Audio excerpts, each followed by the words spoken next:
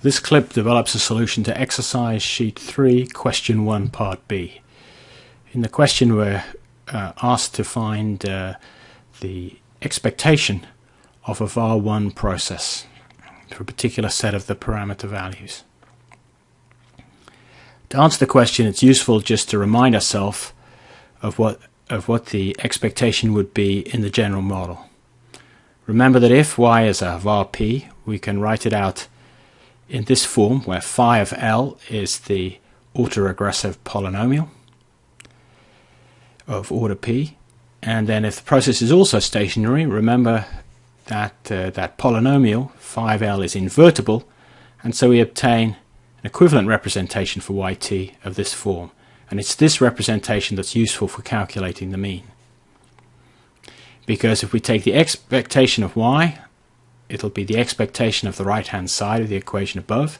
The first term involving alpha, that's all constants, so its expectation is itself, and then the second term will be phi of L inverse times the expectation of the only random part here, which is epsilon. Now that epsilon has a mean of 0 because it's assumed to be white noise.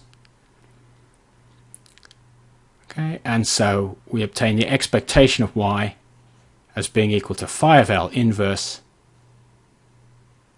times alpha. Now we can actually simplify that because we can think of alpha as being a variable that takes the same value in every period. So when multiplied by L, you just get the same thing, and so we can write it as phi of 1 inverse times alpha. Another useful result to remember here, since we'll need the inverse of that matrix, is we can calculate that as 1 over the determinant times the adjoint of phi of 1. Now turn back to this particular question. Okay, now we're asked to calculate this for our bivariate var.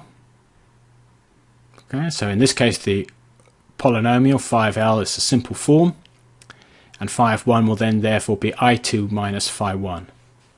We're asked to do it for the stationary choice of phi 1 from part A, and that's just we saw that in part 2, those values for the phi yielded a stationary var.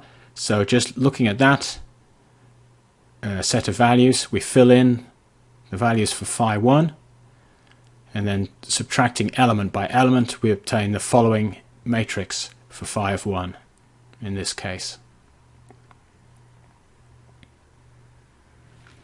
So then to get the expectation of y in this example, using the formula we derived from the general case, we have first 1 over the determinant of phi of 1, which remember is in a 2 by 2 is the product of the diagonal elements minus the product of the off-diagonal elements. And then the adjoint is of a 2 by 2, that's very easy to calculate. We switch the diagonal elements and then multiply the off-diagonal elements by minus 1. Then putting in the value for alpha that we're given in the question.